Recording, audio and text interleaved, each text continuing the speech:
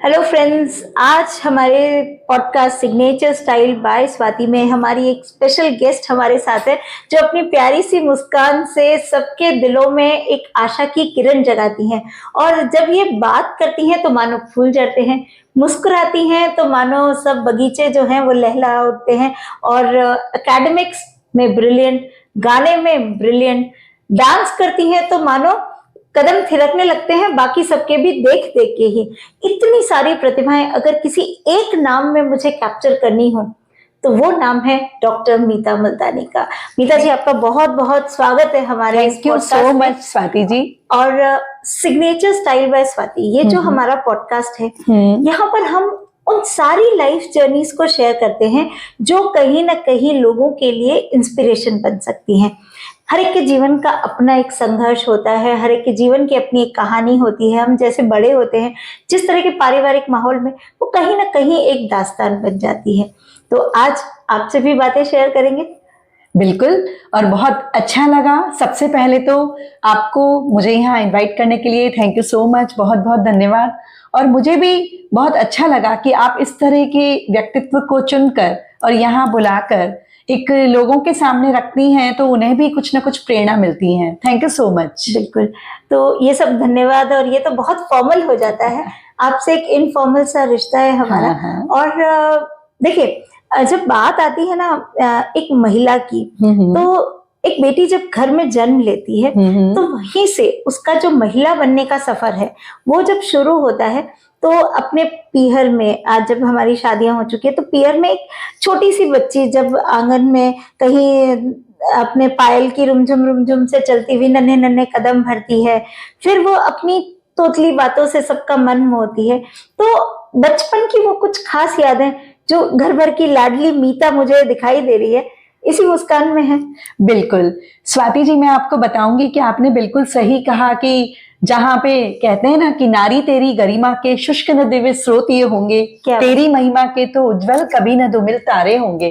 तो नारियों की तो महिमा ही अलग है। लेकिन मैं आपको बताऊंगी कि जब मेरा जन्म हुआ तो वो जमाना जो था उसमें मैं बहुत लाडली रही, जैसा आप कह रहे हैं। लेकिन मैं ऐसे समय में आई कि जब एक बेटे का इंतजार होता है, क्योंकि हम बहनें हैं और हम 4 सिस्टर्स में मैं सबसे छोटी हूँ।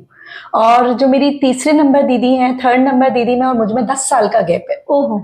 तो 3 बेटियों के बाद 10 साल के इंतजार के बाद एक पुनः वापस चौथी बेटी का आ जाना। लेकिन देखिए कि उस जमाने में भी मेरी माँ की हिम्मत कि मेरे पापा को उन्होंने ये कह के हिम्मत बंधाई कि नहीं, 3 बेटियों को बेटी बनाया, अब इस बेटी को बेटा बनाकर दिखाऊंगी। क्या बात। तो वो उस तरह से मेरा लालन पालन किया और मुझे मेरी माँ के साथ 3 बहनों का भी प्यार मिला, तो मैं बहुत लाडली रही अपने घर में। तो आप बिल्कुल सही कह रहे हैं। तो मेरा बचपन बहुत ही लाड प्यार में बीता। और एक बेटे की चाह में एक माँ के क्या अरमान होते हैं, वो मुझ बेटी में मेरी माँ ने सारे पूरे किए और मुझे बहुत लाड प्यार से, बहुत अच्छे से मेरी परवरिश की। लेकिन कहीं ना कहीं कुछ जिद आना या कुछ नखरे जो होते हैं छोटे बच्चों के घर में, जब कहते हैं हम कि बर्थ ऑर्डर में जो छोटे होते हैं उनके नखरे या जिद थोड़ी ज्यादा होती है बाकी सबसे, और जो बड़े होते हैं वो अपने आप मदरली बहनें, जैसे आपने कहा। बिल्कुल, आप सही कह रहे हैं कि छोटों के नखरे तो बड़े उठाते ही हैं जी। बिल्कुल, लेकिन शायद मैं थोड़ी चंचल रही, नटखट रही, लेकिन लाडली थी ना, तो मेरी जिद की आदत रही ही नहीं। मुझे पहले ही फरमाइशें पूरी हो जाती थी मेरी। तो बहुत लकी रही इस मामले में मैं। और मैं आपको बताऊं कि मेरा बचपन जो बीता वो एक बड़े अनुशासित स्कूल में बीता। तो इसलिए वहां पे जो एडमिशन प्रोसेस था वो भी यही था कि जो डिसिप्लिन बच्चा हो उसी का ही वहां एडमिशन होता था। क्या बात है। हाँ बिल्कुल। और आपने सुना होगा बाल निकेतन, जी जी, जोधपुर का एक जाना पहचाना नाम, और उस जमाने की एक बहुत अनुशासित स्कूल जहां पर सारे बच्चे अपने हाथों से सारा काम करते थे। बिल्कुल, ये मैंने सुना भी है कि वहाँ पॉटरी करवाई जाती थी, झाड़ू भी लगाना। और मैं आपको बताऊं कि हमारा जो एडमिशन होता था, प्रवेश प्रक्रिया ही ऐसी थी कि बच्चों का कंसंट्रेशन देखते थे, डिसिप्लिन देखते थे। तो मोती पिरोना कि बच्चा मोती कैसे पिरोता है, तो वहां पे एडमिशन में जो वॉच करते हैं उस जमाने में, तो वो ये था कि आपको मोती की माला बनानी होती थी, कि बच्चा कितने ध्यान से मोती को पकड़ रहा है, सुई में पिरो रहा है, माला बना रहा है, उसमें उसका कंसंट्रेशन कैसा है। उसके बाद सब्जियां पड़ी है तो उसे देखना, आप जो पोट्री बोल रहे हैं बिल्कुल, तो वहां क्रिएटिविटी देखी जाती थी, रचनात्मकता देखी जाती थी, और बच्चे की रचनात्मकता के साथ में वो बच्चा किस अनुशासित ढंग से वहां पे अपना काम कर रहा है या कितना क्विक आंसर दे रहा है, उसको देखकर वहां एडमिशन होता था। लेकिन स्कूल ये कहाँ चले गए, अब ऐसा लगता है कि अब तो सिस्टम ही पूरा चेंज हो। बिल्कुल, तो कभी कभी दुख होता है कि वो जमाना और वो जो स्कूल्स हुआ करते थे ना, वो बिल्कुल आज के डिमांड है और आज भी वैसा होना चाहिए, लेकिन जो हमारी मैकाले की पद्धति आई उसमें ये सब कुछ स्वाहा हो गया। लेकिन कुछ समय तक कुछ स्कूल्स ने ऐसा रखा कि वो गुरुकुल पद्धति की आदतें रही, वो जो मान सम्मान टीचर्स के प्रति होता था, वो जमाना था, वो रहा। धीरे धीरे जमाने के साथ ये सब बदल रहा है, लेकिन हम बहुत भाग्यशाली रहे कि हम ऐसे स्कूल में पढ़े। और मेरी मम्मी ने बड़े शौक से, उस जमाने में बताऊं स्वाति जी आपको कि एक ख्वाब होता था किसी का कि टांगे वाली स्कूल में जा रहे हैं, हाँ है ना, क्योंकि आसपास के स्कूल्स में बच्चे पढ़ लिया करते थे। तो मेरी सभी दीदी का, बहनों का और बड़ा मम्मी का एक था कि मम्मी इसको आप है ना टांगे वाली स्कूल में भेजना।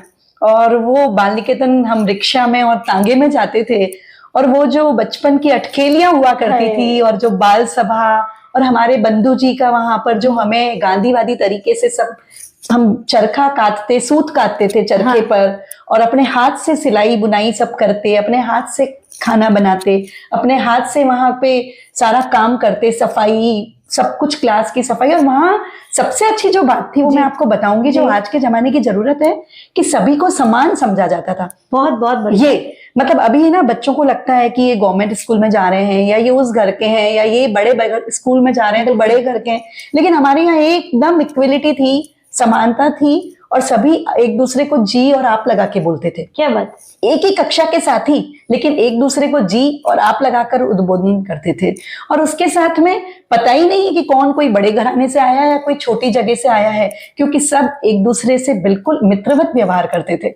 और वो इतनी समानता के भाव से, भले वो बड़े घर का भी है लेकिन वो भी झाड़ू लगा रहा है और वो भी पोछा लगा रहा है, सफाई बारी है, और उस तरह से वो काम करेंगे। बिल्कुल, मतलब एक चीज जो यहाँ से निकल कर आ रही है ना, कि कुछ स्कूल्स जो हमें बहुत रूट्स पे रखा करती थी, बिल्कुल, और एक कि यहाँ हाथ से काम करना कहीं भी हीनता की निशानी नहीं थी। लेकिन कुछ जो हमारी अभी ये मॉडर्न शिक्षा पद्धति हम कह लें, उसने हमें ये जरूर सिखा दिया कि अगर आप पढ़े लिखे हो तो आपका काम सिर्फ ऑर्डर देना है, काम करना अपने हाथों से, ये शायद साहबी जो एक पढ़ाई हो गई हमारी, उसने नहीं सिखाया, बिल्कुल नहीं सिखाया। और अगर हम स्किल्स की बात करें तो जितना हम हाथ से काम करना सीखते हैं उतना ही हुनर तो आता ही है, लेकिन विनम्रता कितनी आती है, बहुत हम डिपेंडेंट ही नहीं है। बिल्कुल, आप सही कह रहे हैं कि वो बच्चों में वो भाव ही नहीं आ पाते हैं जब हम खुद अपनी क्रिएटिविटी से, रचनात्मकता से काम करते हैं। बड़ों के प्रति जो आदर सम्मान का भाव होता है,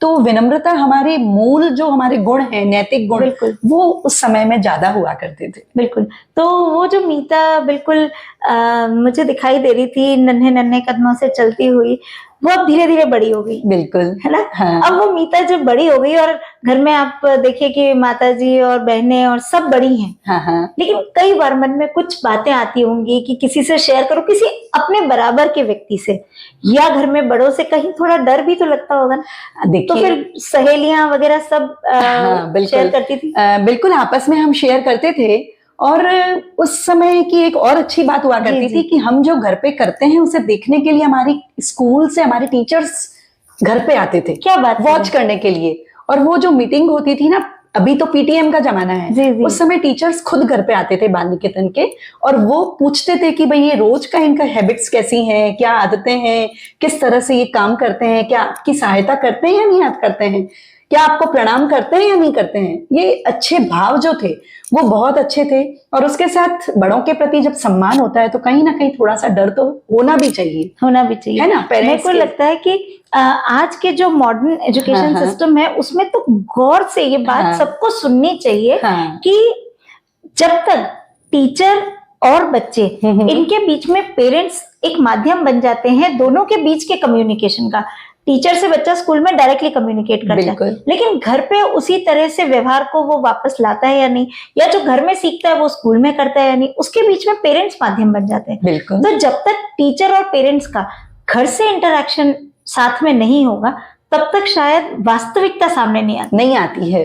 बिल्कुल। और ये मैं कहना चाहूंगी कि मतलब बिल्कुल होना चाहिए कि टीचर्स और जो पेरेंट्स हैं उनमें इंटरेक्शन बहुत जरूरी है, बहुत जरूरी है। और वो ही घर में बच्चे बिल्कुल अच्छे से आगे भविष्य में सुसंस्कारित बनते हैं, जहां शुरू से थोड़ा सा पेरेंट्स के प्रति बच्चों में सम्मान के साथ डर भी होता है और प्यार भी होता है। दोनों एक दूसरे के पूरक हैं और होने भी चाहिए। लेकिन कभी तो मन करता होगा ना कि कुछ जो नियम मुझ पे लादे हुए हैं उनको तोड़ दूं, कभी थोड़ा लेट आने की परमिशन मिल जाए, कभी कहीं फ्रेंड्स के साथ बाहर जाने की परमिशन मिल जाए। होता था ऐसा? हाँ, ऐसा कभी कभी होता था, तो मम्मी से पूछते थे जी, और कभी हाँ कभी ना, परमिशन मिल भी जाती थी, कभी नहीं भी मिलती थी, तो कभी मम्मी को मना लेते थे। और दीदियों को भी मनाना? दीदियां तो बहुत सपोर्ट करती थी, तो वो हमेशा कह देती थी अरे मम्मी भेज दो ना, तो जो काम हमने नहीं किया वो इसको जरूर करने दो। तो बहुत सपोर्ट रहा। और बाल निकेतन में एवरी ईयर मतलब भ्रमण होता था, टूर होता था, तो हमें वहां जाने से भी बहुत कुछ सीखने को मिला। तो मम्मी ने हमेशा भेजा, और हम राजस्थान में ही कभी माउंट आबू, कभी उदयपुर, कभी जयपुर, कभी अजमेर, हर साल घूमने के लिए स्कूल से जाते थे। तो छोटे छोटे काम अपने हाथ से करना और वहां इंडिपेंडेंट होना, ये बहुत अच्छा था। तो उसमें दीदी का बहुत मोटिवेशन रहता था, सभी दीदी बोलती नहीं मम्मी जरूर भेजो। बिल्कुल। तो मम्मी ने नहीं रोका, हमेशा आगे रखा। और जो छोटी छोटी सी बातें एक माँ के लिए होती हैं कि बेटी से किस तरह बात करें, वो सब, तो मुझे मेरी मम्मी ने हमेशा एज ए फ्रेंड ट्रीट किया, बिल्कुल मित्रवत।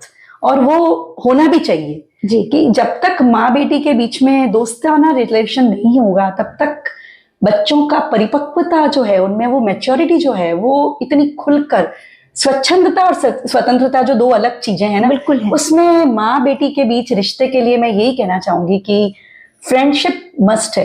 तो एक बेटी की बेस्ट फ्रेंड उसकी मदर ही हो सकती है। क्या बात। तो मैं अपनी माँ ने मुझे ये सिखाया और मैंने अपनी बेटी के साथ भी यही किया। तो बस अब सीधा स्विच कर जाते हैं सृष्टि की तरफ। अच्छा, है ना?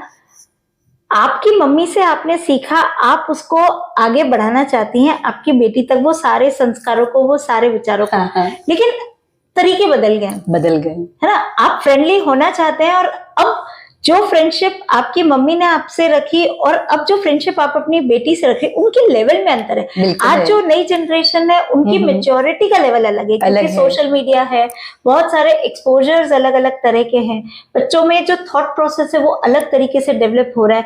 बच्चे बाहर भी अकेले जा रहे हैं, शायद हमारे टाइम तक उतना आसान नहीं था कि अकेले हम बाहर जाए। अब वो ट्रांसफर आप किस तरह से कर पा रही हो? क्या सेम तरीका है या कुछ अलग है, या बहुत कुछ अलग है? देखो, बहुत कुछ तो मैं नहीं कहूंगी, लेकिन कुछ अलग है। जैसे मैं आपको एक एग्जांपल दूं कि मेरी, आपको शायद पता हो, मैंने अपनी एजुकेशन की बात की तो मैंने 10th में मेरी मेरिट आई थी बोर्ड में। जी। तो मैंने राजस्थान में मेरी मेरिट थी, तो मेरे से न्यूज़पेपर में, और उस जमाने में रेडियो हुआ करता था, टीवी तो नहीं था, तो जो इंटरव्यू हुए सब जगह कि आप आगे चलकर क्या बनना चाहती हैं। तो 10th तक हमारे पास एक बड़े बड़े सपने हुआ करते हैं, और जो भी, तो मैंने सब जगह ये इंटरव्यू दिया कि मैं तो आगे चल के डॉक्टर बनना चाहती हूँ और लोगों की सेवा करना चाहती हूँ। तो मैंने साइंस फील्ड का सोचा, लेकिन बस वो जमाने का फर्क था कि मेरी मम्मी ने मुझे समझाया कि 3 बेटियों के बाद की बेटी है और डॉक्टर बनने में बहुत लंबा टाइम लगता है। आप पहले करोगे, फिर उसके बाद में आपको प्री पीजी देना है, फिर आपको आगे पीजी के लिए करना है। इतने साल तक मैं नहीं रुकूंगी, तो आपको मेडिकल में नहीं जाना है, आप और अच्छा फील्ड चुनिए। और फिर मेरी मम्मी का सजेशन था कि भाई और कुछ भी कर लो, जो करना चाहो, लेकिन मेरा सजेशन है कि lectureship is very very good option for lady. तो मैंने सोचा ठीक है भाई, ह्यूमैनिटीज या कॉमर्स या कुछ और लेंगे, लेकिन मेडिकल नहीं। तो हम वो बच्चों की उस समय जो चाहत होती थी ना, लेकिन हम थोड़ा सोचते थे कि अपने पेरेंट्स को की बात को ज्यादा माने। अब इतना फर्क आया कि पेरेंट्स बच्चों को समझाते हैं, बच्चे अपनी बात कहते हैं, लेकिन जब मेरी बेटी छोटी सी थी तो कहते थे बड़ी होके क्या बनेगी, तो कहती थी मुझे तो जज बनना है।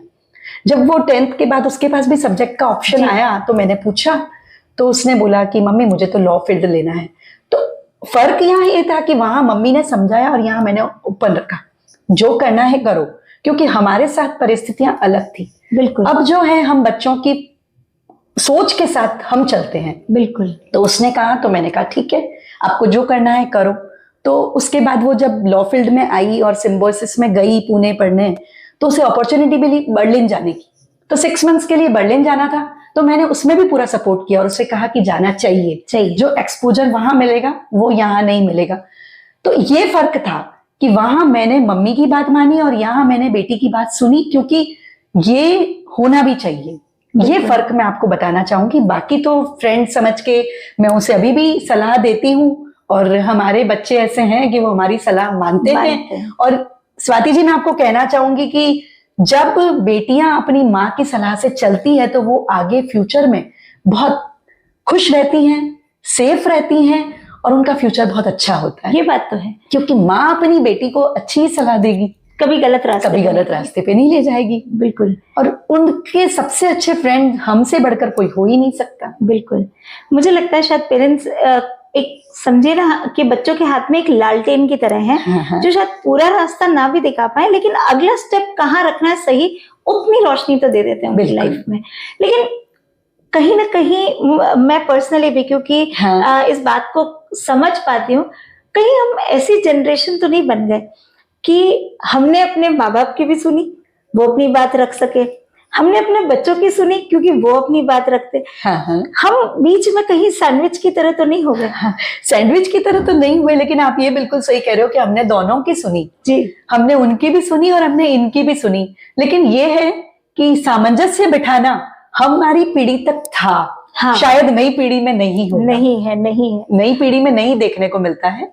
वो अपनी जो भी उनकी सोच है, या जो उनके डिसीजंस हैं, या जो वो फ्यूचर में करना चाहते हैं, वो अपनी बात में वेटेज देके और हमें समझाते हैं। एक प्लस पॉइंट इस बात का ये भी आ जाता है कि उनको फिर रिग्रेट नहीं रहता। हमें आज रिग्रेट होता है, उस समय वो कर लिया होता। बिल्कुल आप बिल्कुल सही पॉइंट पे आए हैं कि कई बार मुझे लगता है, मतलब लोग कहते हैं क्या भाई आपकी 10th बोर्ड में मेरिट आई और आज आप यहीं पर यहीं हो, तो वो लगता है कि शायद मम्मी मुझे वहां भेजती तो मैं शायद कुछ और आगे करती, यानी तो रिग्रेट कभी कभी होता है, नहीं होना चाहिए। आज हम जो हैं वो हमारे पेरेंट्स की बदौलत है, उन्होंने हमें अच्छा तैयार किया, लेकिन कभी कभी कहीं होता है। लेकिन आप ये बिल्कुल सही कह रहे हो कि जो अभी की जनरेशन है उन्हें रिग्रेट नहीं होगा, वो अपना स्टैंड खुद ले सकते हैं। तो अच्छा भी है। शायद जो हम नहीं कर पाए वो हमारे बच्चे कर पाए। बिल्कुल सही कह रहे हैं। तो ये तो बात हो गई पेरेंटिंग की। और बेटे के साथ भी बिल्कुल वैसा ही है। बेटे के साथ भी उसने कहा कि मुझे अपने पापा की तरह सीए बनना है। तो मैंने कहा ठीक है, जो आप करना चाहते हो करो, लेकिन जो काम करो उसमें पूरा मन लगा के करो। फिर एक बार मेरी मम्मी कहती थी कि भाई चौराहे पे खड़े हो, आपके पास जो रास्ते हैं चारों तरफ वो आप देख लो, लेकिन एक बार आपने जो रास्ता पकड़ लिया फिर पीछे मुड़कर मत। बिल्कुल। तो मैं अपने बच्चों को भी वही उदाहरण देती हूँ और बताती हूँ कि भाई आपने जो सोचा है वो करो, लेकिन पूरे मन से डेडिकेशन से करो। बिल्कुल। तो मुझे याद आ रही है ना, रतन टाटा की एक बात थी कि आप सही डिसीजन लेना है ये मत सोचो, आप डिसीजन लो और फिर उसको सही प्रूव करो। बिल्कुल एग्जैक्टली, बिल्कुल सही। तो डिसीजन टाइम रिलेवेंट है, तो शायद हमारे बच्चे भी इस बात को समझ पा रहे हैं। तो अब थोड़ा और आगे बढ़ते हैं, है ना। हम पेरेंट बनने तक तो पहले आ गए, क्योंकि जिस फेज से हम निकले हैं और जिस दौर को आगे झेल रहे बच्चों के साथ, लेकिन बीच में कहीं जैसे जब एक लड़की शादी करके ससुराल आती है तो कई बार परिवेश इतना डिफरेंट हो जाता है, सामंजस्य फिर यहाँ पर भी बिठाना है। बिल्कुल, तो कैसे सब ये सामंजस्य हुआ? बिल्कुल, आप जो बता रही हैं वो बहुत जरूरी है एक हर लड़की के लिए, क्योंकि जो अपने पियर का परिवेश होता है वो बिल्कुल माहौल अलग, और ससुराल में जब एक नए घर में लड़की जाती है तो उसे नया माहौल मिलता है, नए परिजन मिलते हैं, और उस नए एटमॉस्फेयर में अपने को ढालना, उसके अनुरूप रहना ये बहुत जरूरी है। तो मैं जहाँ थी वहां मेरी तीनों बहनों की शादी जल्दी हो गई थी जी। तो मैं आपको जैसा बता रही थी कि एज डिफरेंस है थर्ड दीदी में और मुझ में, तो मैं जब फर्स्ट में थी तो फर्स्ट नंबर दीदी की शादी हो गई, और मैं 5th क्लास में थी तो 2nd और 3rd की शादी हो गई। तो मैं तो इकलौती की तरह घर में बड़ी हुई, सभी का लाड प्यार मिला। और जब मैं ससुराल में गई तो वहां पे हमारी जॉइंट फैमिली में बड़ा परिवार था और उन सबके साथ रहने में एक सामंजस्य में एक बार मन में थोड़ा सा था कि कैसे एडजस्ट करूंगी, क्या है, लेकिन बहुत अच्छे से सभी का बहुत प्यार मिला और मेरी मदर इन लॉ ने सभी को एक सूत्र में कैसे बांधना है, ये उनकी एक क्वालिटी थी कि मतलब सभी अपना अपना काम करें, जल्दी उठें, जल्दी कर लें, उसके बाद सब फ्री। किसी को पियर जाना है तो भी चले जाओ, किसी को अपना काम करना है तो भी कर लो। और मैं पीएचडी कर रही थी उस समय, तो मेरे ससुर जी ने मुझे बहुत सपोर्ट किया। शादी के बाद चल रही थी पीएचडी और शादी के बाद मेरी कंप्लीट हुई जी। तो वो मुझे बहुत मोटिवेट करते थे और मैं उस समय केन कॉलेज में जाती थी गेस्ट फैकल्टी। तो काम करते करते जब हम काम कर रहे होते और मेरे जेठानी जी के साथ हम बैठे होते तो मेरे ससुर जी आके और मुझे बोलते थे कि भाई अब टाइम हो रहा है, आपको कॉलेज जाना है तो देख लो। तो ये इतना सपोर्टिव रहा तो मुझे भी बहुत अच्छा लगता था कि वो जब इतना सपोर्ट कर रहे हैं तो हम भी किस तरह से ससुराल को अपना माने और उस घर में जो कल्चर थी उसको हमने अपने अनुसार जो सामंजस्य आप कह रहे हो उसकी कोशिश की। और ये अच्छा रहा कि शहर एक ही था, परिवार एक ही था, मतलब जोधपुरी था, वही जैन परिवार, वही कस्टम्स, लेकिन थोड़ा बहुत तो हर घर में अलग होता ही है, तो वो हमें सामंजस्य बिठाना ही पड़ता है। और वो बिठाया, रूप में उनका प्यार भी मिला, बिल्कुल मिला। वो एक कमी जो कहीं ना कहीं हमारे उसमें होती है ना जीवन में, वो जब ससुराल में पूरी हो जाती है ना तो वो फीलिंग ही अलग होती है। नहीं, मेरे mother in law father in law बहुत सपोर्टिव थे जी। और पापा जी मुझे बहुत मोटिवेट करते थे और मेरी मम्मी को भी वो यही कहते थे, आपने जो सपना देखा है अपनी बेटी के लिए मैं जरूर उससे पूरा करूंगा। तो मेरी मम्मी भी बहुत खुश थी जी। कि भाई जब ये पढ़ते हुए जा रही है और इसका शौक ही यही है तो इसका ससुराल में भी ये शौक पूरा हो रहा है। और ये मुस्कान बिल्कुल वैसी ही बनी रही। सुरेश जी का भी सपोर्ट मिला? पूरा मिला, 100% मिला, बिल्कुल। ये बहुत जरूरी होता है। पक पक पर साथ दिया। और मैं आपको कहूंगी कि not only in academic fields, परिवार में जो भी परिस्थितियां होती है उनमें हर जगह इन्होंने मेरा साथ दिया।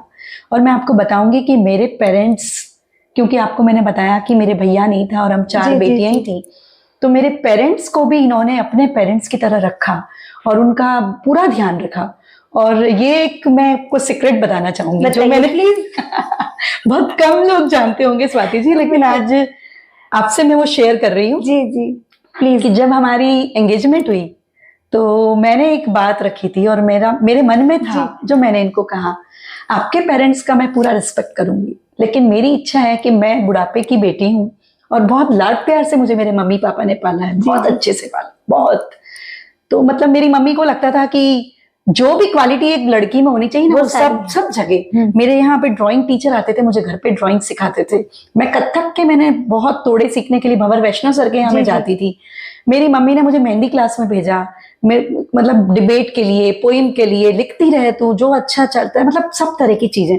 तो आज एक माँ ने इतना सेक्रीफाइस किया मेरे लिए, इतना कुछ किया, तो मैं ये आपसे चाहूंगी कि शादी के बाद आप अपने पेरेंट्स की तरह मेरे पेरेंट्स को भी अपना माने, रेस्पेक्ट दें और बुढ़ापे में उनका सहारा बने। और टचवुड ये उन्होंने पूरा निभाया। जब मेरे पेरेंट्स लास्ट टाइम में थे तो मेरे घर पर ही मेरे मम्मी और पापा दोनों को लेकर आए और बहुत अच्छे से बेटा बन के उनकी सेवा की। उसके लिए मैं हमेशा इनकी ऋणी रहूंगी। ये जब एक संस्कारों की हम बात करते हैं ना, तो शायद हमारे भारतीय संस्कृति में तो है, लेकिन कहीं ना कहीं कुछ फिल्मों का प्रभाव रहा, विदेशों से जो ये पश्चिमी प्रभाव हम कह रहे हैं, अपनी अपनी इंडिविजुअल फैमिलीज, और आजकल तो और नया कल्चर आ गया, सिर्फ बस हम हस्बैंड वाइफ ही हमारी फैमिली है, बच्चे भी नहीं चाहिए अब तो माता पिता की तो बात बहुत दूर आ जाती है। और ऐसे समय में अगर ऐसे एग्जाम्पल मिलते हैं, और जब ऐसे एग्जाम्पल उंगलियों पे गिने जा सकते हैं, बिल्कुल समाज में ऐसा कम देखने को मिलता है। और मैं बहुत भाग्यशाली रही, लकी रही कि इन्होंने बहुत अच्छे से उनकी भी सेवा की और अपने पेरेंट्स की भी की। बिल्कुल। मेरी मदर इन लॉ आज भी 91 ईयर्स ओल्ड हैं जी। और हमारे साथ में मतलब जब भी कोई ऐसी बात होती है तो ये पूरा सपोर्ट करते हैं कि मैं जॉब पे निकल गई, पीछे कुछ है मैं संभाल लूंगा। तो हमें बहुत अच्छा लगता है कि हमारे सर पर बड़ों का साया है, यानी एक कपल के रूप में एक बॉन्ड जो हमें दिखाई देता है। तो एक दूसरे को हम कॉम्प्लीमेंट करते हैं। बिल्कुल। नहीं तो ये होगा ये तुम्हारा परिवार, ये मेरा परिवार, ये तुम्हारे पेरेंट्स, ये मेरे पेरेंट्स। और आजकल जो रिलेशनशिप टूट रहे हैं, मेरे ख्याल से कहीं ना कहीं यही बहुत बड़ा कारण है। आपने बिल्कुल सही कहा, सहनशीलता की कमी है। एक दूसरे के लिए रेस्पेक्ट नहीं है जी। और आजकल हम जो देख रहे हैं वो समाज में सबसे बड़ी विडंबना यही है कि एक दूसरे के लिए रेस्पेक्ट नहीं रहा और एक दूसरे के लिए जो समर्पण है जो एक कपल में होना चाहिए वो नहीं रहा। मेरे ख्याल से वो जो हम पहले किसी भी शादी के लिए जो मेन जरूरी चीज है वो देखा करते थे, रहन सहन कैसा है, खानदान कैसा है। तो रहन तो बाकी रह गया, सहन तो छूट ही गया, बिल्कुल छूट गया। और शायद जो हमारे समाज में भी हाँ। जो आजकल डिवोर्स के केस बहुत ज्यादा बढ़ गए हैं, सगाइयां इतनी टूट रही है, पहले तो होना मुश्किल और फिर होने के बाद टूटना बहुत आसान, बहुत फिर इंटरकास्ट रिलेशनशिप्स जो हैं, शादियां जो हो रही हैं, बहुत सारे ऐसे जो इश्यूज हैं, इनके आने का भी एक बड़ा रीजन यही है कि आज शायद हम अपने परिवारों में संस्कारों को जो सीड करना होता है वो टाइम ही नहीं दे पा रहे हैं। इसके लिए बहुत जरूरी है कि पेरेंट्स अपने बच्चों को टाइम दें और इसमें एक बहुत बड़ा कारण मैं जो समझ रही हूँ वो ये भी है कि समय के साथ धर्म के संस्कारों का भी होना बहुत जरूरी है। और जिस घर में आप नोट करना कि जिस घर में धर्म के संस्कार हैं, धार्मिक भावना है, वहां पॉजिटिविटी वाइब्रेशंस ऐसी होती हैं कि वहां सब कुछ आगे अच्छा ही अच्छा होता है। तो ये अपने आप ही आ जाती है, करने की जरूरत नहीं पड़ती। मतलब बहुत, और बच्चा देखते देखते भी बिल्कुल सीखता अगर हम जैसा देखेंगे वैसा को फॉलो करेंगे तो बच्चा भी अपने आप करेगा। ये बात तो है पक्का। अब आपने भी बहुत कुछ देखा, आपने जैसे जैसे परिवार में सामंजस्य को देखा, आपने बिठाया, पढ़ाई आप साथ साथ करते रहे, तो मुश्किलें तो जरूर आई होंगी। बिल्कुल आई। मैं बहुत सपोर्ट सबकी तरफ से भी मिलता है, लेकिन कहीं ना कहीं एक मदर के रूप में मुझे जो, मैं जिस चीज को फील कर पाई वो ये कि हमारे बच्चों ने शायद सबसे ज्यादा सैक्रिफाइस किया हमारे टाइम का। जो समय शायद उन्हें देना चाहिए था हम पूरी तरह से नहीं दे पाए। कभी कभी ये गिल्ट आता है। बिल्कुल आता है, लगता है कि बच्चों को ये वेट रहती थी, मम्मी कॉलेज से कब आएगी, मम्मी, सबकी मम्मी तो घर पे आते ही मिलती और वो बच्चे घर पे आते तो घर पे मम्मी नहीं मिलती थी। वो अपने आप अपने दादा सा दादी सा के पास आके और अपने बैग रखते थे, अपने आप खाना खाते थे। बिल्कुल हमें वो समय तो हमने मिस किया ही कि हम बच्चों को जितना टाइम देना चाहिए था उतना नहीं दे पाए। लेकिन अच्छी बात ये भी होती है कि बच्चे इंडिपेंडेंट जल्दी हो जाते हैं, वो तो है, बहुत मैच्योर हो जाते हैं। बिल्कुल। तो वो एक हमारे साथ प्लस पॉइंट रहा। और पता नहीं इस तरह के जहाँ घर होते हैं, जहाँ वर्किंग वीमेन होती हैं, वहां बच्चे अपने आप ही एडजस्ट कर लेते हैं और मैच्योर होके, और वो फिर जब उनको कभी कभी ऐसा लगता है कि मम्मी नहीं आई, लेकिन कभी कभी बहुत खुश भी होते हैं कि हमारी मम्मी ये कर रही है, हमारी मम्मी यहाँ जा रही है, तो वो अपने आप को प्राउड फील भी करते हैं। बिल्कुल। तो ये हमारे लिए बहुत अच्छा है। बिल्कुल। तो फिर एकेडमिक्स में आप आगे रहे, ब्रिलियंट स्टूडेंट थे और जितनी वर्सेटाइल पर्सनालिटी थी, फिर टीचिंग से प्रिंसिपलशिप जो आपको मिली, वो सफर कैसे रहा? हाँ, मैं आपको बताना चाहूंगी कि मैंने आपको जैसा बताया कि 10th बोर्ड के बाद में मैंने कॉमर्स फील्ड ले लिया था, मैं साइंस में नहीं जी। फिर मैंने बीकॉम किया JNBU से, उसमें मेरा गोल्ड मेडल आया। फिर मैंने MCOM अकाउंटिंग में किया, उसमें भी मेरा गोल्ड मेडल आया। Through out. तो ये जो सफर रहा उसमें मैंने सोचा कि इसमें फ्यूचर में जब मेरे को किस जगह जाना चाहिए, तो मेरे, जैसा मैंने कहा कि मम्मी ने कहा कि लेक्चरशिप बेस्ट जॉब होती है, तो मैंने वही रास्ता चुना और PhD शुरू की। प्रोफेसर UR डागा के अंडर में मैंने PhD की अकाउंटिंग में। 2002 में मेरा PhD कंप्लीट हुआ। PhD के साथ साथ ही मैं कॉलेज में पढ़ा रही थी, KN कॉलेज में क्लासेज ले रही थी। तो उसी दौरान मेरा RPSC में सिलेक्शन भी हुआ। अच्छा। लेकिन पोस्टिंग आई डूंगरपुर, तो जाना पॉसिबल नहीं था। मेरे हस्बैंड चार्टर्ड अकाउंटेंट, वो जोधपुर में है और मैं बाहर रहूं, तो मैंने फैमिली को प्रेफरेंस दी। फिर उसके बाद में हमने सोचा जोधपुर में वैकेंसी आएगी, यूनिवर्सिटी में वैकेंसी आएगी, नहीं आई। उसके बाद उसी दौरान 2006 में DU में मेरा सिलेक्शन हुआ। तो प्रोफेसर जवाहरलाल जब भी यहाँ कोई कॉन्फ्रेंस में आए थे, तो मेरा DU के लिए उन्होंने कहा कि आप आओ और आपका जो एकेडमिक्स है या आपका जहाँ एक्सपीरियंस है तो आप वहाँ आओ। लेकिन पेरेंट्स, तो हमने प्रायोरिटी मानी उनको, मेरे पेरेंट्स भी यहाँ, इनके पेरेंट्स भी साथ में, तो हम लोग नहीं गए। तो ठीक है कि मैं जो चल रहा है समय के अनुसार तो मैं पढ़ाती गई और वो हमारा रहा, लेकिन वैकेंसी नहीं आ रही थी। उस दौर में हमारे जो सीनियर्स थे उन्होंने कई बार बोला कि आपको बाहर चले जाना चाहिए था, तो मन में कभी कभी गिल्ट होता था, लेकिन नहीं गए।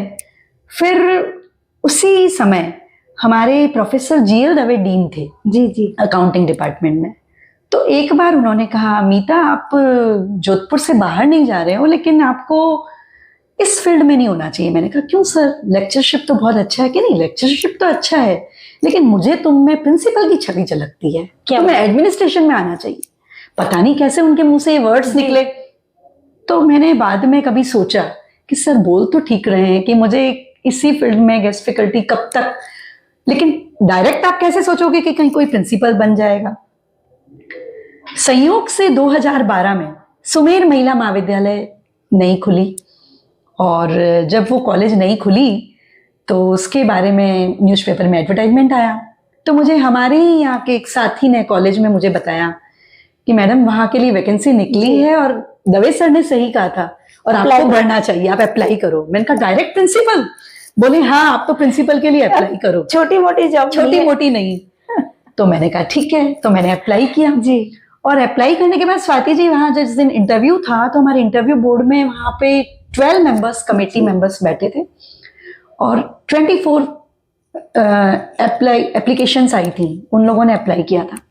तो जैसा सब में एक होता है, तो लोग बोल रहे थे कहीं कोई परमानेंट लेक्चरर तो नहीं, लेकिन लेक्चरर जैसे प्राइवेट कॉलेज में परमानेंट वैकेंसी थी तो उन लोगों में थे। वो बोले कि हम आपसे सीनियर हो सकते हैं क्योंकि हम परमानेंट हैं, हमारा होगा, या कोई बता रहा है कि भाई हम तो माली हैं, हमारा होगा, ऐसे कई बातें चली। डर लग। हाँ, लेकिन मैंने कहा मैं देने आई हूँ इंटरव्यू, तो मैं दूंगी तो सही, बिंदास, जो होगा देखा जाएगा। और मैंने इंटरव्यू दिया। इंटरव्यू देने के बाद में मैं घर आ गई। मेरे पास आधे घंटे बाद कॉल आया। वहाँ के जो चेयरमैन थे उस कमेटी के, वो प्रोफेसर मानक सिंह जी गहलोत थे। अच्छा। और वो लाचू कॉलेज के फॉर्मर प्रिंसिपल थे, है ना। तो उन्होंने मुझे, नरेंद्र कछवा साहब भी वहाँ पे चार्टर्ड अकाउंटेंट जो हैं वो भी कमेटी मेंबर थे, तो उनका कॉल आया, बोले कि आपको प्रोफेसर गहलोत वापस बुला रहे हैं। जी जी। मैंने कहा ठीक है सर, आप बताइए। कि नहीं, आप एक बार आइए, आपसे आके बात करते हैं। और जब उन्होंने मुझसे बात की तो बोला कि हमने जो इंटरव्यू में आपका कॉन्फिडेंस देखा आपके एकेडमिक्स के साथ, और मैं आपको बताऊं कि मेरे प्रिंसिपलशिप में एक चीज मेरे बहुत काम आई स्वाति जी, और वो था जो मैंने आपको बताया, बाल निकेतन। हाँ। बाल निकेतन में मैं बचपन में वहाँ बाल सभा में मैं उपाध्यक्ष थी 7th में, 8th क्लास में मैं अध्यक्ष रही। उसके साथ ही जब मैं राजमहल में मैंने पढ़ाई की थी बाद में, तो वहां भी मैं अध्यक्ष रही। तो वो जो अध्यक्षत्व काल था, हाँ, उसका बहुत अच्छे से मेरे प्रिंसिपल्स ने लिख कर दिया था। और मैंने अपने इंटरव्यू में बताया, उन्होंने कहा कि आपको एक्सपीरियंस ही नहीं है, आप लीडरशिप कैसे करोगे, एडमिनिस्ट्रेशन में कैसे आओगे। मैंने कहा नहीं, मैंने तो बचपन में मेरी स्कूल को संभाला और बाद में भी स्कूल को संभाला है, और मैंने पूरी टीम को साथ लेके और बहुत अच्छे से काम किया। तो वो बात भी उन्हें बहुत अच्छी लगी। तो लकीली मेरा फाउंडर प्रिंसिपल सुमेर महिला महाविद्यालय में सिलेक्शन हो गया। तो एक चीज अच्छी ये भी रही कि वहां जब आप इंटरव्यू के लिए गए तो कुछ खोने का गम तो था ही नहीं, कुछ नया ही अचीव होना था। और मैंने यही आपको कहा कि मैं बिंदास गई। हाँ। जो होगा देखा जाएगा, वही काम आ गया। बस वही काम आ गया, और वो कॉन्फिडेंस उन्हें अच्छा लगा। तो उन्होंने बोला कि नहीं, आप तो एज ए प्रिंसिपल आप ज्वाइन करो जी, और आपको ही ये कॉलेज शुरू करना है, स्टार्ट करना है एज ए फाउंडर प्रिंसिपल, हमें कुछ नहीं पता, और आपको एस्टेब्लिश करना है। और सुमेर महिला महाविद्यालय बहुत अच्छे से आज भी काम कर रहा है। मैं लंबे टाइम वहां रही। उसके बाद में महात्मा गांधी महाविद्यालय, वहां मैं प्रिंसिपल रही। उसके बाद पुष्टिकर महिला महाविद्यालय। लेकिन अब एक बड़ा लीप आया। बिल्कुल, वो जो बड़ा लीप था, हाँ। ये अप्रोच तो मैं भी कई बार आपकी जर्नी तो मैंने आपके साथ भी सुनी है, हाँ। जानी भी है। अब तक तो सब कॉमर्स का बैकग्राउंड, प्रिंसिपलशिप सब कुछ ठीक है, हाँ। लेकिन नेत्रहीन महाविद्यालय से जुड़ना कैसे, मतलब वहां तक कैसे बात पहुंची? बिल्कुल, आपने बहुत अच्छा प्रश्न किया। मैं बचपन से, जो मैंने आपको कहा कि मैं डॉक्टर बन के सेवा करना चाहती थी, मेरे मन में ये एक भावना थी, और मैं नहीं बन पाई। एज ए प्रिंसिपल मैंने बहुत गर्ल्स को तैयार किया, बहुत स्टूडेंट्स को तैयार किया एज ए टीचर, अकाउंटिंग के प्रोफेसर होके, लेकिन कुछ कमी थी।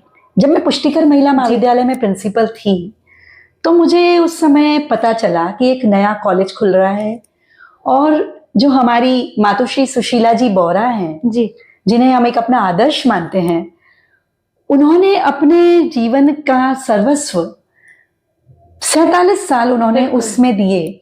तो मैं बचपन से सुनती तो आ रही थी, तो पता चला कि एक कॉलेज खुलने जा रहा है, और वो नेत्रहीन महाविद्यालय जो खुल रहा है, तो मुझे लगा कि अगर मैं वहां जाऊंगी तो जो मेरा एक सेवा का जो मुझ में भावना है, जज्बा है, वो पूरी होगी।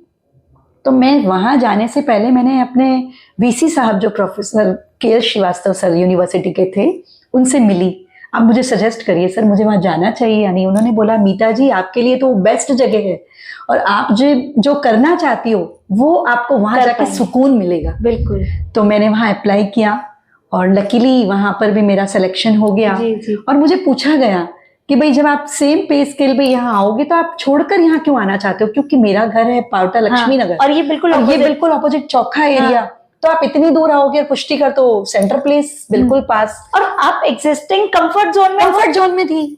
तो मुझे पूछा गया, तो मैंने उन्हें बोला कि जो एक बचपन से मेरे मन में एक भावना सेवा की, जी, वो अधूरी है अभी भी, और मैं चाहती हूँ कि वो यहाँ आके मैं इन बच्चों के लिए कुछ कर सकूं। तो वो उस भाव से मैंने यहाँ अप्लाई किया है। बिल्कुल। और लकीली वहां मैं हूँ और उन बच्चों के साथ आज ये काम कर रही हूँ।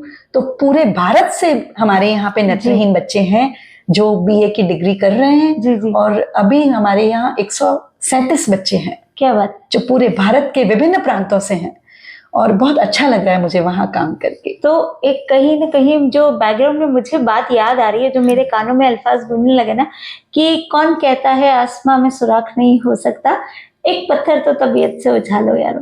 तो अगर आपका मैनिफेस्टेशन है, और वो बचपन से है, तो बस वो पत्थर कब उछालना है वो टाइम आ जाए। बिल्कुल। और अब एक मुझे ये भी बात लगती है कि आज हम एक फाइनेंशियल स्टेबलमेंट की तरफ भी आ जाते हैं, एक एज भी हमारी मैच्योरिटी की तरफ आ जाती है। तो आज के टाइम रेफरेंस में ये बात बिल्कुल हम अफोर्ड कर सकते हैं इस तरह के डिसीजन। शायद पहले क्योंकि परिवार को पहले जरूरत थी। बिल्कुल, आप सही कह रहे हैं। अगर ये कॉलेज पहले खुलता तो शायद मैं नहीं जा पाती, क्योंकि बच्चों को जरूरत थी, परिवार को जरूरत थी। अब थोड़ा मैं बच्चों से भी फ्री हो गई हूँ, बच्चे बड़े हो गए हैं, अपने सेटल्ड हो गए हैं, तो अब दूरी भी मायना नहीं रखती जब अपनी मंजिल वही हो। और अब एक सुकून अब कर सकते हैं, अब जो करना चाहते हैं वो कर सकते हैं। क्या मतलब जज्बा है। आप सोचिए, बहुत सारे लोग जो ये मानते हैं कि अरे यंगस्टर्स बहुत कुछ कर सकते हैं, लेकिन एक एज आने के बाद अब बस हम अपना घर परिवार संभाल लें, रिटायरमेंट की उम्र आ गई है, या बस चूल्हा चौका संभाल लें, कुछ ऐसा करना है तो ठीक है, आप जिंदगी भर ये करके निकाल सकते हैं। लेकिन अगर कुछ नया करना है, जिंदगी को जीना है, और उसको अपने लिए नहीं जीना है, दूसरों के लिए भी जीना है, दूसरों के साथ जीना है। और सही अर्थों में अगर हम कहें कि हम समाज के साथ जुड़ना चाहते हैं, या पूरे देश में, हम कई बार बहुत बड़ी बड़ी बातें करते हैं, सोशल मीडिया पे शायद भाषण देना या सोशल मीडिया पे बातें लिखना, ऐसा होना चाहिए, वैसा होना चाहिए, ये कर लो, वो कर लो, बहुत आसान है, बहुत आसान है। लेकिन एक कदम खुद से बढ़ाना, एक काम खुद से करना बहुत मुश्किल होती होगी।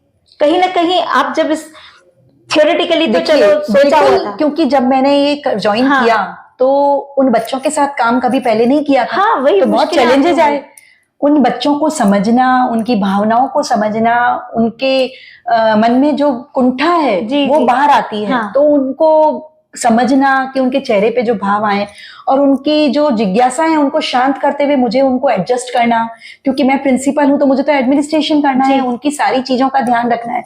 और वो बाहर से आके हमारे जोधपुर में पढ़ते हैं, तो एज ए पेरेंट्स भी उनके यहाँ हम ही हैं। तो इन सारी बातों में बहुत चैलेंजेस आए, लेकिन सीखा। और मैं आपको बताऊंगी कि हमारे सुशीला जी बोहरा के मोटिवेशन पे हम सब ने ब्रेल भी सीखी। क्या बात। हाँ, हमारे यहाँ सारा स्टाफ भी आज बहुत लोग सीख चुके हैं, बहुत सीख रहे हैं। तो हमने ब्रेल भी सीखी कि भाई ये अगर ब्रेल में कुछ लिखते हैं या एक्सप्रेस करते हैं तो हमें भी कैसे, हालांकि हमारे यहाँ ब्रेल एक्सपर्ट हैं, वो भी हमें सब सपोर्ट करते हैं, लेकिन हमें भी आना चाहिए। और ये किस तरह से अपना जीवन बंद आंखों से देखते हैं, वो भी हमें महसूस होना चाहिए कि हम कैसे करें। तो कहीं ना कहीं जब हम इन बच्चों के बारे में सुनते हैं, या इस तरह से एकेडमिक्स में कोई बच्चा आगे भी होगा, पीछे भी होगा, लेकिन सबको साथ लेके चलना एक ही प्लेटफॉर्म पे, ये भी मुश्किल होता है टीचर्स के लिए। और होता है, कई बार कुछ बच्चे बहुत जल्दी समझ जाते हैं, कुछ बच्चे होते हैं उनको इसमें क्या मल्टीपल डिसेबिलिटी भी बहुत होती है बच्चों में। तो जो कई बच्चे ऐसे हैं कि वो सुन नहीं सकते हैं, वो देख भी नहीं सकते हैं, और उनको फिर करवाना एक चैलेंजिंग वर्क है। तो मैं मेरे स्टाफ को सबको एक लेक्चर के साथ ऑडियो नोट्स भी हम लोग देते हैं ताकि वो सुन सकें, और जो नहीं सुन सकते हैं उनके लिए, और जो कम सुन सकते हैं, नहीं मीन्स कम सुन सकते हैं, हाँ। तो उनके लिए मशीन्स अवेलेबल करवा के उनको भी एक्सप्रेशन से समझाना, वो भी हमारे लिए रहता है।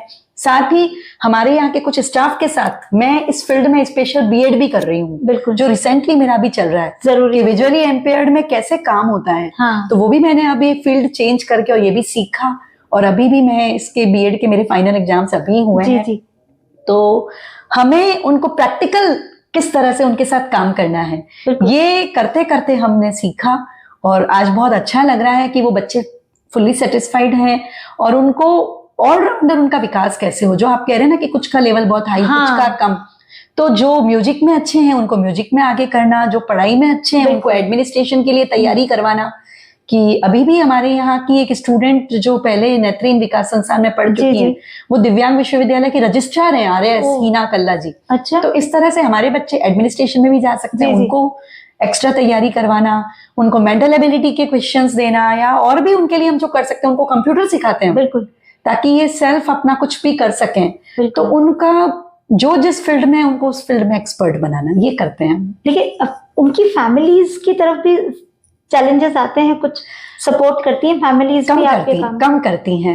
ऐसा होता है ना कि अक्सर हमने देखा है कि कुछ ही पेरेंट्स होते हैं जो इनके लिए बिल्कुल कभी उनके बारे में पूछते हैं या आते हैं या ध्यान रखते हैं, बाकी नेग्लेक्ट करते हैं। ज्यादा मैं आपको बताऊं तो बिल्कुल करते हैं। मैं जानबूझ के ये बात लेकर आई, क्योंकि मेरा ऑब्जर्वेशन कुछ के साथ ऐसा ही रहा है कि फैमिलीज को लगता है हमें इनका भार नहीं उठाना है, नहीं, इसलिए हम हॉस्टल भेज देते हैं। बिल्कुल ऐसा होता है, और ये बच्चे अपने घर से बहुत कम ऐसे बच्चे हैं जो अटैच्ड हैं जी, बाकी ये हॉस्टल में ही रहना पसंद करते हैं। कई बच्चे तो ऐसे हैं जो छुट्टियों में भी अपने घर नहीं जाना चाहते कि हम यहाँ खुश हैं, यही परिवार यही परिवार है, और वो अब इसी को ही अपना घर मानते हैं। बिल्कुल, बहुत अलग दुनिया हो, अलग दुनिया है, बिल्कुल नई दुनिया है, और नया आनंद है। इनके साथ काम करके बिल्कुल एक अलग सुखद अनुभूति होती है। बिल्कुल, और सोचिए ना, देखिए दुनिया में कितना कुछ है करने को, कितना कुछ है। अगर हम किसी एक व्यक्ति के जीवन में भी मुस्कान ला सकते हैं अगर अपने किसी काम से, तो भी हमारा जीवन सार्थक है। और आप तो इतने सारे बच्चों के साथ काम कर रहे हैं, लोग भी मदद करते हैं? बिल्कुल करते हैं, बहुत अच्छे से मदद करते हैं, और जितना अच्छा काम सुशीला जी कर रही हैं उसको देख के बहुत लोग फंड देते हैं जी। कोई तन से देता है, कोई मन से देके धन से देता है। और अभी हाल ही में हमारे यहाँ अमित शाह जी आए थे, जोधपुर में, आपने सुना होगा। तो हमारे कॉलेज की जो नई बिल्डिंग और नए हॉस्टल बन रहे हैं उसके इनॉग्रेशन के लिए, और उसके लिए मोतीलाल ओसवाल फाउंडेशन ने 9.5 करोड़ का फंड दिया। क्या बात। और उसके साथ ही और चौधरी विजेंद्र चौधरी जी, उन्होंने 5.5 करोड़ का दिया। तो लोग दानदाता बहुत आगे आते हैं, वो चाहते हैं सत्कार्य में पैसा लगे, और सही जगह लगे, सही काम हो और सही ढंग से प्रयोग हो। बिल्कुल, सही हाथों में भी, सही हाथों में। तो वो एक विश्वास तब आ जाता है कि जब आपका काम होते हुए दिखते हैं। बिल्कुल, मुझे भी याद आ रहा है, एक बात मैं भी शेयर करना चाहूंगी, क्योंकि इन बच्चों के साथ मेरा जो एक्सपीरियंस रहा है बहुत अच्छा वाला। अच्छा। कि जब मेरे चाचा जी के लड़के की शादी थी, तब क्योंकि मेरे पड़ोसी रहे हैं, अच्छा। के सामने से उनका सुशीला जी का मकान रहा है, अच्छा। तब हमने अप्रोच किया था। तब जो संगीत का कार्यक्रम है वो पूरा का पूरा नेत्रहीन विकास संस्थान के बच्चों ने किया। अच्छा। वो अपने आप में जो अद्भुत दृश्य है, शायद हमारे वहां शादी में जितने मेहमान थे, जिस दिन शादी थी उस दिन इधर ये प्रोग्राम पूरा चल रहा है, और जितने मेहमान थे कोई अपनी सीट से हिला ही नहीं जब तक ये प्रोग्राम चल रहा था। और क्योंकि बाहर से आने वाले भी बहुत मेहमान थे, जो बाहर से आने वाले थे खास तौर पर, उनमें से किसी को ये विश्वास ही नहीं हो रहा था कि ये बच्चे देख नहीं सकते। कुछ मुख बधिर वाले भी थे, तो कि वो बच्चे सुन नहीं सकते, तो कैसे बीट्स को आइडेंटिफाई करके वो डांस कर पा रहे हैं। बिल्कुल, और वो अपने आप में अद्भुत दृश्य था। और तो मीता को खाने में क्या क्या पसंद है? चलो, खाने की बात आई और जोधपुरी लोगों की बात, तो मुझे तो जोधपुर का ट्रेडिशनल खाना वैसे बहुत पसंद है। जैसे एक तो अपने यहाँ दाल ढोकली, दाल बाटी, और गट्टे की सब्जी, करेले की सब्जी भी मुझे बहुत पसंद है। क्या बात कर। बिल्कुल, और उसके साथ साउथ इंडियन, हर तरह का साउथ इंडियन, और जब कुकिंग की बात आती है तो फिर कुकिंग की बात तो बिल्कुल पाव भाजी, छोले, गट्टे की सब्जी, फरमाइशें घर में चालू और हमें बनाने का शौक। और स्पेशली जो जोधपुर की कबूली और फ्रूट क्रीम, बिल्कुल, दही बड़े। आए हाय। अब मुझे कब बुला रही है आप? जल्दी ही, वेलकम, मोस्ट वेलकम। बिल्कुल, मेरे मुंह में तो पानी आने लग गया ये सब सुन के। और एक जो छोटी सी बात, क्योंकि जब हम कुकिंग की बात करते हैं तो हमेशा हम सबकी फरमाइशें पूरी करते हैं। आपको खुद को भी जो पसंद है चलो कभी वो भी बना लिया, लेकिन सबकी फरमाइशें पूरी करते करते एक चीज जो हम सबसे ज्यादा इग्नोर कर देते हैं, और स्पेशली इस एज में, वो है हमारी हेल्थ। बिल्कुल। उसके लिए क्या करती हैं? देखिए, ये जो हमारी एज आई है उसमें अब मैंने आपको कहा ना, आप खुद के लिए भी कुछ समय निकालें। तो अब थोड़ा सा हम अवेयर हो गए हैं अपनी हेल्थ के लिए। तो मैं डेली 15 मिनट से योगा करती हूँ मॉर्निंग टाइम में, और उसके साथ थोड़ा सा खान पान में अब थोड़ा सा चेंज आया है। और मेरे हस्बैंड इसके लिए बहुत अवेयर हैं, मेरे लिए भी वो ध्यान रखते हैं कि हाँ भीगी बादाम ली या नहीं ली। सुबह सनफ्लावर सीड्स भिगो के हम जो रात को रखते हैं, या गुड़ का पानी है तो मॉर्निंग में वो लेना। बिल्कुल। फ्रूट्स लेना, अगर फ्रूट्स जल्दबाजी में नहीं ले पाए तो मुझे पता चलता है कॉलेज जाने के बाद कि मेरे हस्बैंड ने पैक करके साथ डाले हैं, इतना ध्यान रखते हैं। बिल्कुल। तो फ्रूट्स लेना अपनी डाइट में, और शाम को लाइट खाना, ये बहुत जरूरी है। बहुत। तो ये चीजें तो शुरू की है। और बाकी तो अपने जोधपुर के जीमन और जाना तो सोच कर भी उसमें तो अब ये हो ही जाता है। हमारी अपनी एक सोशल नेटवर्किंग है। बिल्कुल है। हाँ, इंस्टाग्राम फेसबुक से पहले वाली हमारी जो सोशल नेटवर्किंग है वो है जीमन। तो लोगों से मिलना भी हो जाता है, लेकिन हाँ, हेल्थ का ध्यान रखना बहुत ज्यादा जरूरी है। और अच्छी बात यह है कि आजकल हम अवेयर हो गए। बिल्कुल। और अवेयर होने के साथ साथ जो इससे हमारी लाइफ में पॉजिटिविटी और हैप्पीनेस बढ़ती है, वो अपने आप में बहुत जरूरी भी है। बिल्कुल है। और हम खुद हैप्पी और पॉजिटिव होंगे तो दूसरों तक भी वो पहुंचाएंगे। बिल्कुल। तो अब एक छोटा सा काम जो हमारे इस पॉडकास्ट की परंपरा भी हमने बना ली है, जब पॉजिटिविटी स्प्रेड करने की बात आती है तो एक पॉजिटिव मैसेज आपकी तरफ से हमारे लिए, वो मैं जरूर चाहूंगी कि आप अपने सिग्नेचर के साथ, क्योंकि हमारा ये पॉडकास्ट ही सिग्नेचर स्टाइल है, जिस तरह से हमारी पर्सनालिटी का एक रिफ्लेक्शन बनता है हमारा सिग्नेचर। बिल्कुल। तो और वो भी स्वाति जी के साथ, कहना ही क्या। अरे तो बिल्कुल, इसीलिए मैं चाहती हूँ कि आप हमारे लिए कुछ चंद लाइनें जरूर लिखें। बिल्कुल। और ये मैसेज जब दुनिया तक जाएगा, दुनिया देखेगी तो लगेगा कि हाँ। और हैंडराइटिंग अपने आप में आज की तारीख में तो मुझे लगता है बहुत जरूरी हो गई है। क्योंकि अब जो पहले हैंडराइटिंग को टाइपिंग ने छीना, अब टाइपिंग को भी वोकल वर्ड्स ने छीन लिया। अब तो सब कुछ सिर्फ बोलने से टाइप हो जाता है। कुछ समय में जो सेंसर्स हैं वो शायद सोचने से भी टाइप कर लें। बिल्कुल। तो टेक्नोलॉजी अपनी जगह है, और ये अपनी हैंडराइटिंग जो आपका ये दस्तावेज होता है ना, ये मुझे लगता है कहीं ना कहीं हमारे लिए एक मेमोरी बन जाता है, और मेमोरी से भी ज्यादा एक खजाने का मोती बन जाता है। बिल्कुल स्वाति जी, सही कह रही हैं आप। तो ऐसे मोती हम इकट्ठा करना चाहते हैं। हमारे जितने भी गेस्ट हमारे साथ अपनी बातें शेयर करते हैं, तो चाहते हैं हम कि उनकी हैंडराइटिंग भी हमारे साथ शेयर। अच्छा, यू बिल्कुल, उनके सिग्नेचर के साथ।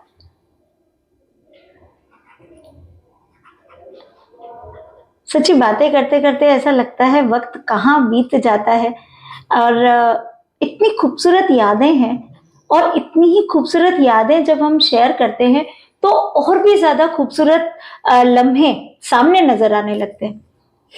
एक पॉजिटिविटी के साथ जब फैमिली के साथ हम बॉन्डिंग के साथ आगे बढ़ते हैं, तो ये बॉन्डिंग आगे बढ़ती रहे, फैमिली और ज्यादा स्ट्रांग होती रहे। वो शायद आज के जो बच्चे हैं कहीं ना कहीं ये चीजें खो रहे हैं। एक दूसरे से बात करने के लिए लोग तरस गए। और मैंने तो ये भी सुना है कि फॉरेन में तो ये सिस्टम हो गया है कि ऐसा एक बिजनेस शुरू हो गया है कि लोग बात करने के पैसे ले रहे हैं। अच्छा। हाँ, आप मुझसे बात कीजिए, आपके मन में जो भी है वो आप शेयर कीजिए और मुझे पैसे दीजिए। अरे क्या बात है, क्या बात है। Congratulations for your new beginning and all the best for your future success. With lots of love. ये मैं अपने सारे व्यूअर्स को भी दिखाना चाहूंगी मीता जी का ये बहुत ही खूबसूरत मैसेज हमारे लिए। और ये मैसेज ही नहीं, ये शायद ब्लेसिंग्स बन जाती हैं, शुभकामनाएं बन जाती हैं हमारे लिए। और अब ये हमारी तरफ से एक छोटा सा जेस्चर आपके लिए मैं अपने सभी व्यूअर्स को भी दिखाना चाहूंगी, क्योंकि हम जब सबका सिग्नेचर लेते हैं तो वो अपनी बातें इसी तरह से और भी लोगों के साथ शेयर करते रहें, अच्छी अच्छी बातें शेयर करते रहें। उसके लिए एक छोटा सा गिफ्ट आपके लिए। Thank you so much. आप आए यहाँ पर, इतनी इतनी प्यारी प्यारी खूबसूरत जर्नी जो आपकी हमारे साथ शेयर हुई है, मुझे लगता है बातें बहुत सारी हैं। तो उसके लिए मैं जरूर ये आशा करती हूँ कि हम फिर से और ढेर सारी बातें करने के लिए साथ में जरूर मिलेंगे। बिल्कुल जरूर मिलेंगे। और कहते हैं ना कि मानव की पूजा कौन करे, मानवता पूजी जाती है। साधक की पूजा कौन करे, साधकता पूजी जाती है। और स्वाति जी जो इतने अच्छे अंदाज से बातें करती है, तो उसमें मुस्कुराहट जो हमारी है वो दुगुनी हो जाती है। क्या बात है, ये मुस्कुराहट यूं ही कायम रहे, यही शुभकामना करते हैं। Thank you so much.